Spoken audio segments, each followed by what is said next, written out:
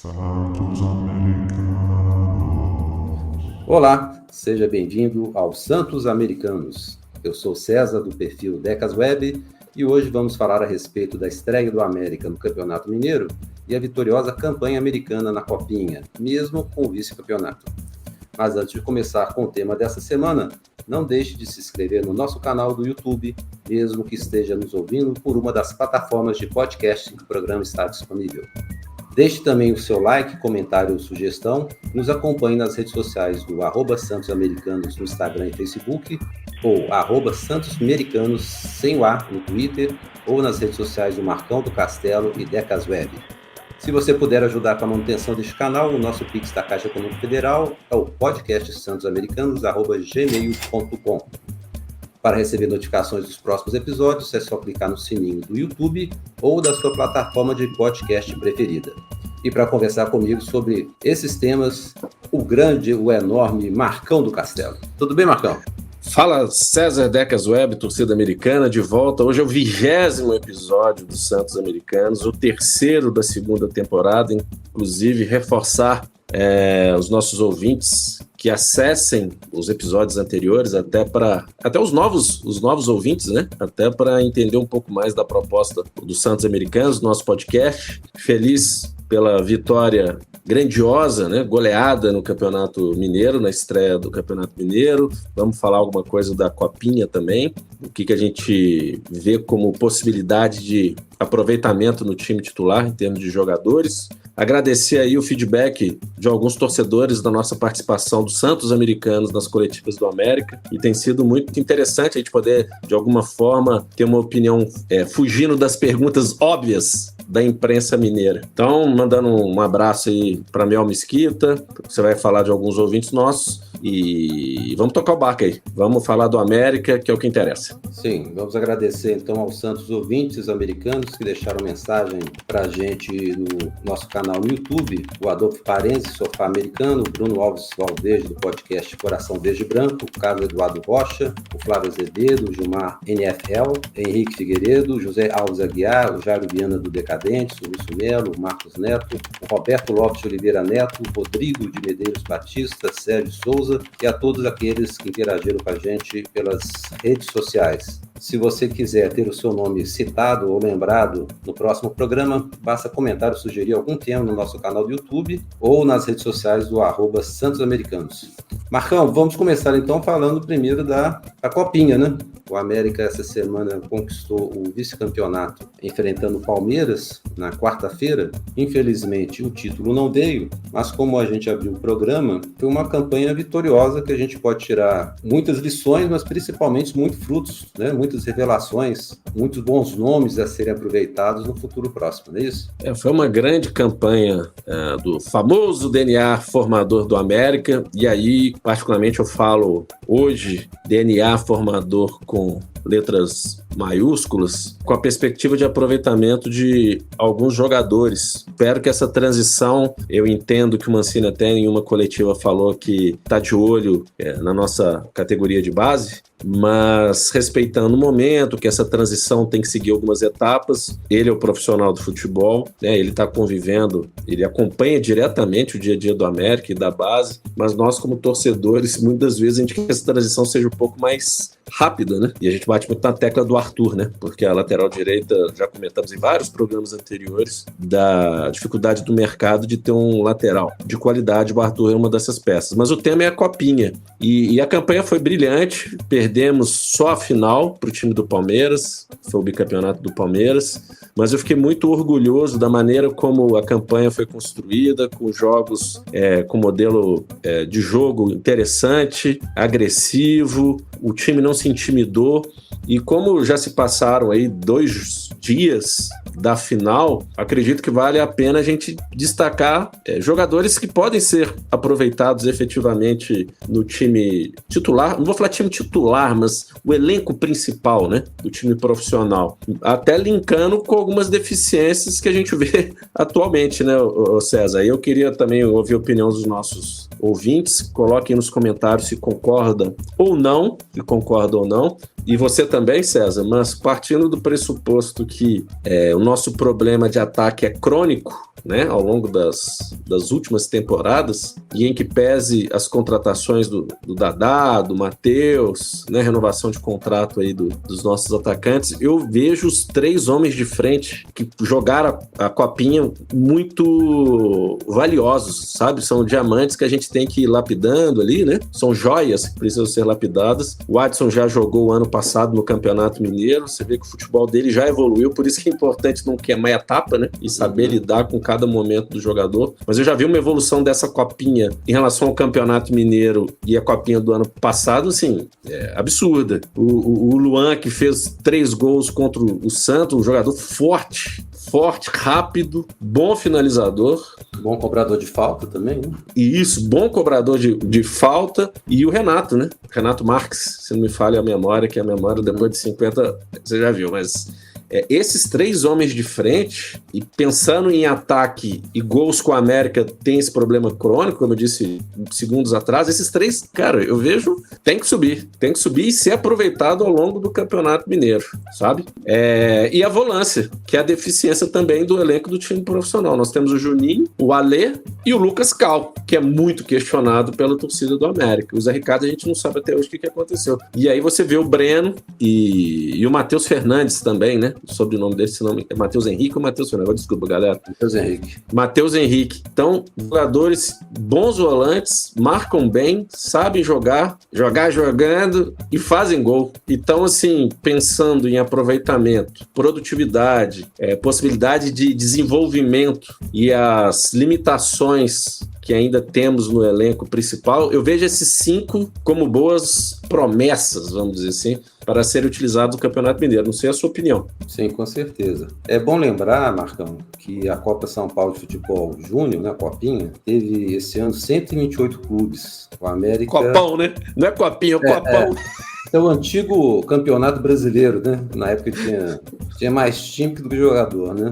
E o América disputou 9 jogos, venceu 8, só perdeu a final, fez 23 gols e sofreu apenas 5. Então é uma campanha assim, brilhante, né? Que merece todos os parabéns, as felicitações, cumprimentos aí pelo resultado expressivo.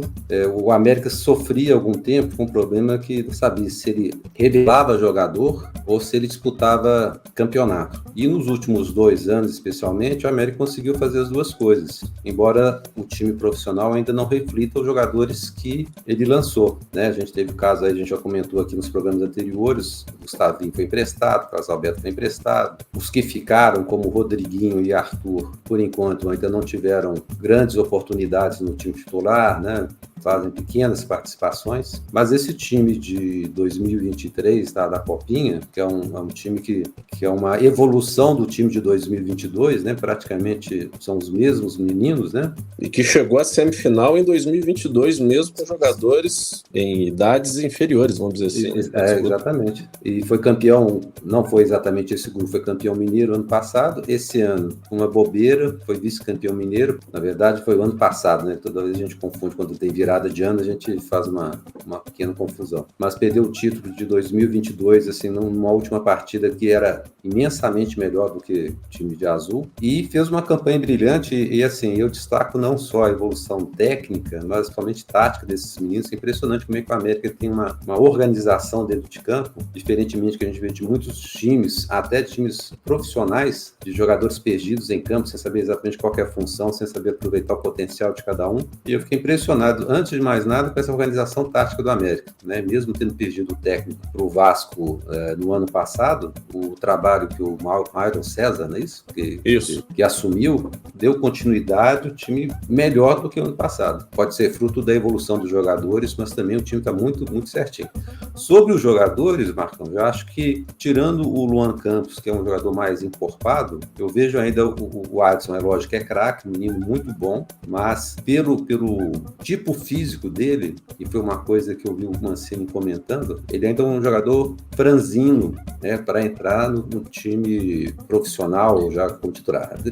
Merece ser incorporado aos poucos, como ele tem sido e tudo mais. Por ser franzino, ele pode ser incorporado, piadinha sem graça, mas o Mateuzinho até hoje é um jogador franzino, né? Então, assim, vou esperar o Mateuzinho ter corpo para jogar, só um adendo que eu gostaria de fazer, mas segue a lógica do raciocínio. Então, eu acho assim, que o Adson ainda, ele até parece que ele tem 17 anos, né? Então ele poderia ter mais tempo no sub-20, disputar outros copinhos, mas é aquele jogador que merece ir tendo as chances dele no time principal. Talvez o melhor caso, né, seria no Campeonato Mineiro, embora no Campeonato Mineiro o pessoal bata bem também, né, os zagueiros e tal, mas ele é um menino muito liso e muito esperto, tem recursos técnicos excelentes. E o Renato Marques também é outro menino muito, muito bom.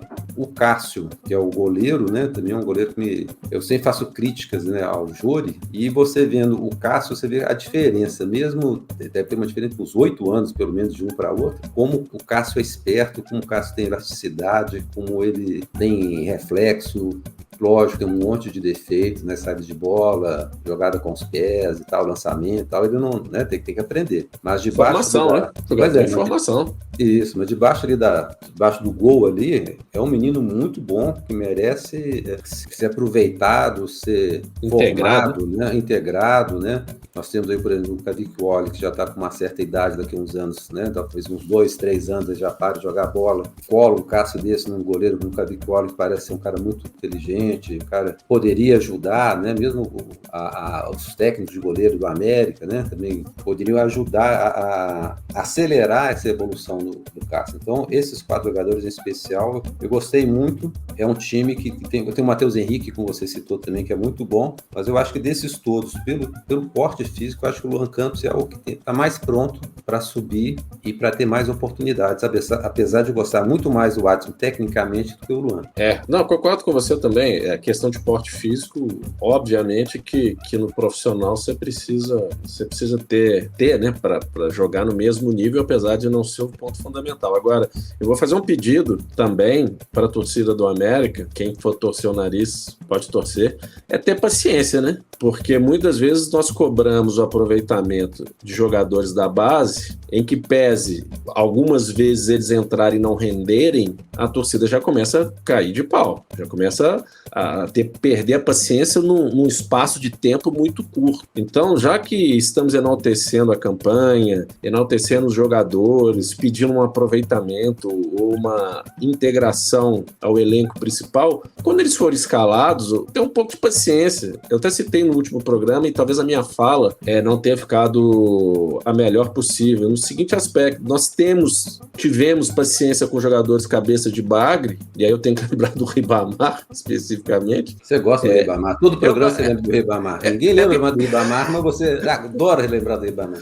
É porque enquanto tem gente que lembra, até o pessoal decadente tem um troféu Colatina, eu não lembro do Colatina jogar. Então a referência de jogador, que até o Afonsinho fala que era ruim de bola, era o Colatina, a referência de cara ruim de bola é o Ribamar. E aí, muitas das vezes, a torcida do América tinha uma paciência com o Ribamar e com o jogador de base quando era escalado e não rendia, e às vezes até rendia, mas perdia um gol, não é a mesma. Então, beleza, são jogadores que precisam ser lapidados, precisam ser trabalhados, e é legal que o América, nas categorias, o Mancini já disse isso em alguns momentos também, até o Fred Cascardo, que existe um modelo de jogo, e isso da época até do Lisca, né? É curioso, né? Que eu sempre cito o Lisca, e eu vi na coletiva que eu fiz pro Azevedo, eu fiz uma pergunta, aquela questão de mentalidade vencedora, que eu costumo dizer, eu falei assim, isso começou com o Lisca. Então, eu sempre falo do Lisca, porque para mim, a quebra de paradigma, a ruptura, nem foi com Conceição, Felipe Conceição, Anderson Moreira, para mim foi do Lisca para cá, só para resgatar isso. Então, assim, vamos ter paciência com os jogadores, perdi um pouco a linha de raciocínio onde que eu estava aqui, mas o primordial é o seguinte, temos bons jogadores da base que podem ser aproveitados. Lembrei do modelo de jogo das categorias de base, tem uma padronização para quando o cara chegar no profissional, ele não sentir tanta diferença. experiência. Não adianta ter um modelo de jogo na base que é totalmente diferente do modelo de jogo principal, ou nem sei se existe sub-12, sub-16, não sei o que tem. Mas, sabe, essa ruptura não pode ser tão traumática, porque quando ele for aproveitado no principal, ele vai estar com jogadores mais experientes, mais rodados, campeonatos diferentes, com maior importância, visibilidade maior, mas ele já sabe o que fazer, porque o modelo de jogo é padronizado. É isso, falei pra caramba, César. Falou bonito. Marcão, na última semana o América estreou no Campeonato Mineiro, venceu o Pouso Alegre por 4-0, e para quem nos acompanha aqui no podcast sabe que a gente não tem a intenção de comentar partida a partida, até porque o programa é disponibilizado na sexta-feira, e para o jogo de domingo, né, já foram vários dias aí, o assunto já deu o que deu, a imprensa já comentou, outros produtores de conteúdo já conversaram, discutiram a respeito do jogo. Agora, a gente não vai deixar passar em branco, já pensando inclusive no próximo jogo, que é contra o Vila Nova no domingo, né, no Independência, e não falar das estreias. O América venceu por 4-0, uma partida que no início parecia bem mais difícil do que o resultado depois demonstrou, mas nós vimos a estreia aí do Nino Paraíba, do Matheus Gonçalves, do Nicolas, da Belmonte. Isso. Desses 4, Marcão, algum te impressionou positivamente ou negativamente? Eu não vou falar que impressionou, né? Mas, para mim, o Nicolas jogou muito bem, tranquilo, tudo bem, também não é menino, né? Já jogou em grandes clubes, jogou no Grêmio, né? Atlético Paranaense, jogou no Atlético Goianiense, e achei ele muito seguro, muito tranquilo. Para mim, a lateral esquerda ali está muito bem servido com o Nicolas e Marlon, e ocasionalmente com Avelar. Então, o Nicolas, para mim, dos estreantes, aí você fala, o Dadá Belmonte chegou e fez o gol. Tudo bem, ele foi extremamente eficiente. Ele, em poucos minutos, ele gerou algumas oportunidades ali de gol. Finalização dele foi perfeita no gol, mas como o Nicolas jogou mais em termos de minutagem, né? Jogou a partida toda, o Nicolas fiquei muito satisfeito. O Dadá Belmonte fez o gol, daí o Matheus Gonçalves, 99% das bolas que jogaram para ele, jogaram para fora, na linha de fundo,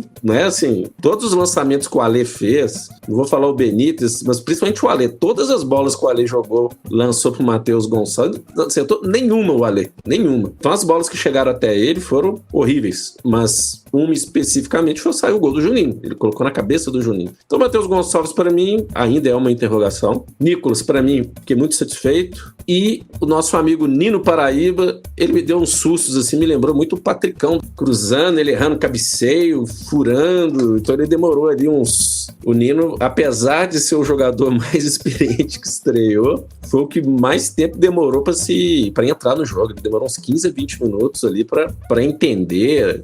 Fiquei meio assustado com o Nino, viu? Confesso que eu fiquei meio assustado com o Nino Paraíba. Não sei você. Eu esperava. Para mim, né? Eu comentei no último programa, para mim era a melhor contratação dentre esses 5, né, que vieram nessa primeira leva. Para mim, aparentemente, era a melhor contratação. Tinha uma esperança muito grande, até porque a referência nossa era Patrick, né? Então, um lateral um pouquinho melhor já faria diferença. Mas realmente o Nino Paraíba, ele lembrou muito o Patrick. Não vou dizer que deu saudades do Patrick, não, porque ele fez uma partida quase do mesmo nível do Patrick. Mas os primeiros minutos do Nino foram horríveis, né? As jogadas do Pouso Alegre eram todas ali. Mas eu acho que tem um pouco, assim, sem querer falar muito do jogo, mas falando um pouquinho, antigamente é ano passado, né? Quem fazia a lateral ou o lado direito do América, o Patrick ou o Cáceres, tinha o apoio, parte defensiva do Everaldo, que volta muito para recompor, né? E o Matheus Gonçalves já não fez isso da mesma forma, que, por sinal, eu tive a mesma impressão que você, o Alê, todos os lançamentos que ele fez pro Matheus Gonçalves... Pro Bandeirinha.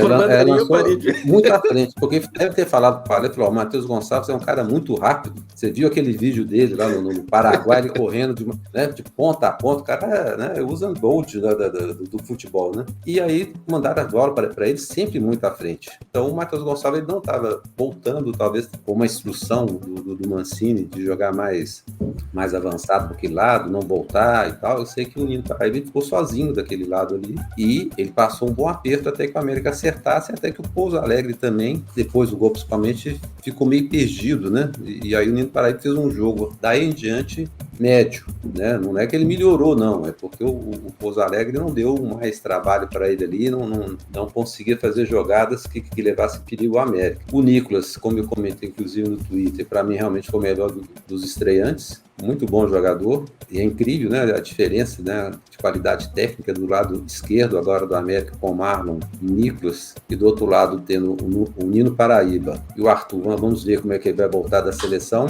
que aliás vi um comentário muito positivo da partida que ele fez contra a Argentina, que eu pessoalmente não assisti, mas ele foi muito elogiado. O Dadá Belmonte entrou e fez o gol, e mais nada, né? Já entrou mais no final do jogo, mas o mais nada é o que mais nós precisamos, né? E o Dadá Belmonte, eu acho que ele queimou inclusive a língua, a sua língua, ou de todo torcedor americano, porque ele foi questionado o fato de ter feito poucos gols, né, no ano passado, poucas assistências, e a primeira bola que veio nele, ele fez o gol, né? Na verdade, ele foi intencional esse gol. Foi uma resposta à minha pergunta do TV Coelho pelo baixo número de gols pelo Goiás. De cara, entrou e fez o gol. Tipo assim, cala a boca, Marcão. Tá aí, ó, resposta. E o Anderson, ou Wanderson, não sei como é que pronuncia o nome dele corretamente, eu acho que ele vai demorar um pouquinho para estrear, porque se a gente for seguir a forma que o Mancini dirige, conduz o time dele, ele vai dar chance primeiro. Já deu agora pro Éder e pro Maidana. Éder titular absoluto, né, Celso? Pois é. Tem ainda o Ricardo Silva, que foi titular em várias partidas no Campeonato Brasileiro. Então, ele vai ter que esperar aí uma oportunidade, um cartão amarelo, porque zagueiro é uma posição que roda menos, né? Como você disse, o Éder não sai, né? O cara que tem uma força física grande, não machuca. Não toma cartão, né? Não é suspenso com frequência. Isso. Então, possivelmente, a gente vai esperar um bom tempo ainda para ver o Anderson jogar. E no domingo, Marcão, a gente tem um jogo do Vila, né? Contra o Vila na Independência. Para quem nos ouve ainda na sexta-feira ou antes do jogo, é uma partida que o Vila sempre é uma incógnita, né? E nós vamos enfrentar o Luan. Lembra do Luan? Lembro, Luan. Grande Luan. Grande Luan, que saudades do Luan? Nenhuma. Luan, meu Deus. O Luan foi aquele pênalti. O americano tem mania também de ter aqueles gatilhos emocionais assim, do passado. Nem sei se vale a pena, mas eu vou ter que falar daquele pênalti contra o Fluminense que o Luan perdeu, não foi? Aquele sujeito que jogou no nosso rival não quis bater o pênalti, aí deixou o Luan. Putz, o que eu fui falar? Você tinha que lembrar do Luan, né, César? Pois é. E voltando um pouco à rodada anterior, eu acho que a partida do América foi a partida mais difícil dos três da capital, porque nós pegamos um time que vai disputar a Série C, fez uma série de contratações já pensando na Série C, jogamos no campo do adversário, né, enquanto os nossos rivais aí, um jogou em casa com a ajuda do juiz para variar, né? E do VAR, né? Que você lembra que você comentou?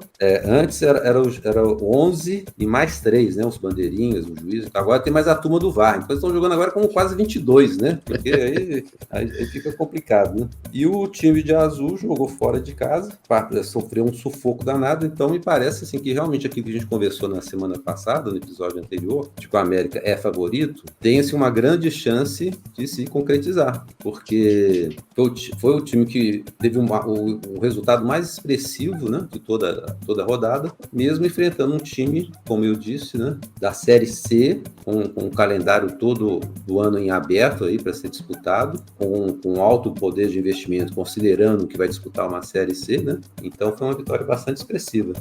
Eu vou repetir o que eu disse no episódio número 19, que foi o anterior a esse, inclusive. Aliás, quem não ouviu, assista o episódio 19, onde eu afirmei, está registrado em cartório, o América é favorito ao título do campeonato 2023. Depois vocês me cobrem. Podem me cobrar. O América é favorito ao título. Desde que... Aí é uma cláusula que eu fiz questão de incluir lá no contrato. Desde que o VAR e a arbitragem e FMF permita. Porque tem isso também, né? O César comentou, eu comentei e o César reforçou a questão do VAR. É o que pode nos tirar o título. Eu estou muito otimista, reitero essa posição e vejo que o jogo contra o Vila é uma ótima oportunidade da torcida ir ao estádio, no horário que tem muita gente que não gosta, mas vá ao estádio, prestigie, torçam, porque cheira goleada novamente, César. Perfeito, Marcão. Um outro assunto para a gente fechar o nosso podcast hoje é a ausência do podcast do GE a respeito do América. Para quem gosta de podcast, e eu pessoalmente sempre ouvia, já há algum tempo o Globo Esporte não tem publicado, divulgado, disponibilizado o podcast que eles faziam após cada jogo do América. Passou a primeira rodada aí do jogo contra o Pouso Alegre, e para minha surpresa, pode até ser que depois que a gente liberar esse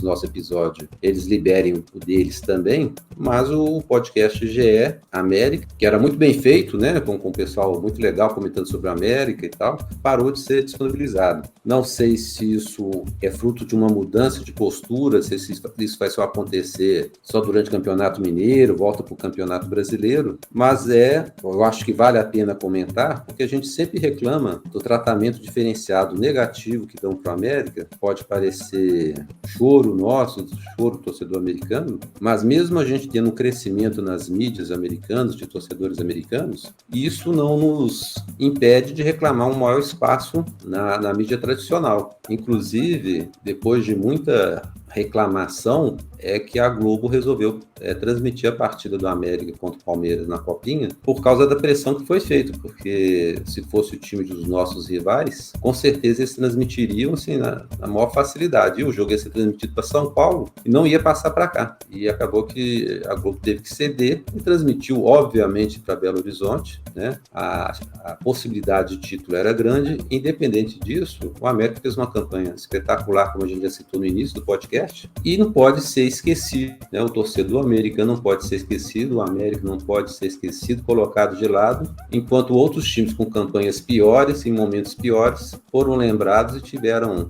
seus jogos transmitidos. Na verdade, um dos poucos da mídia tradicional que eu ouvia.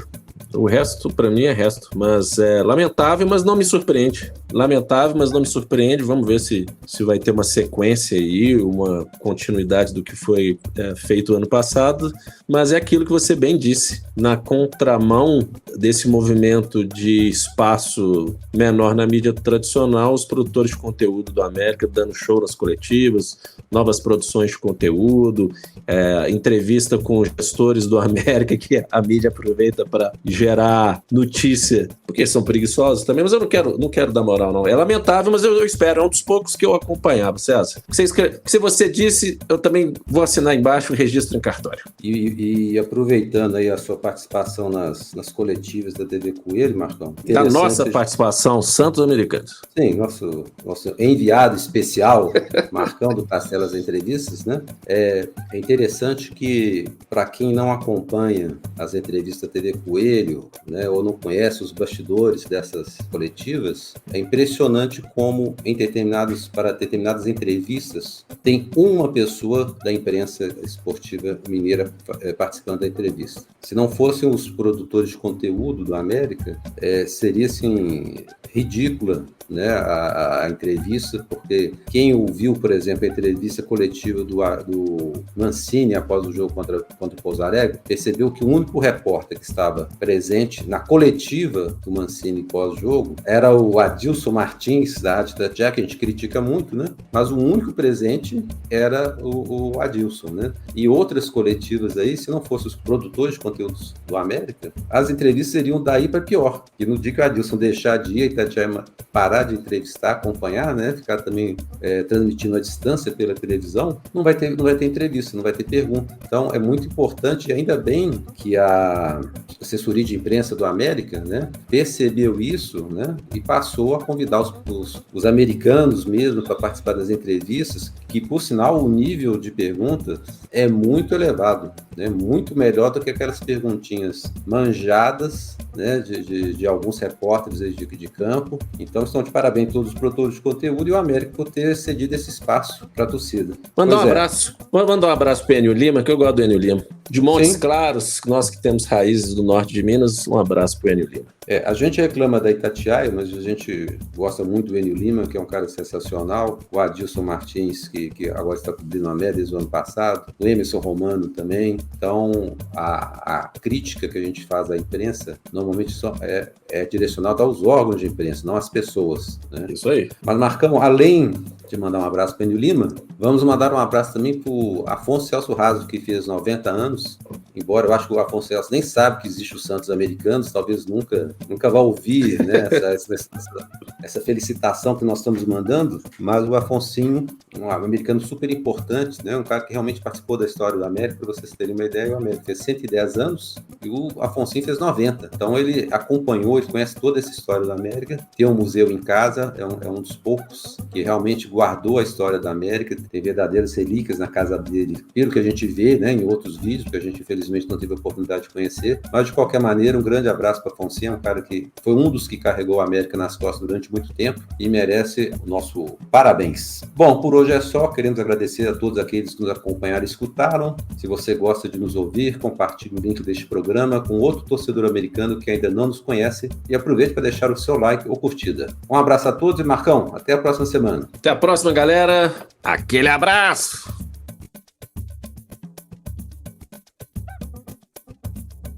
Santos Americanos.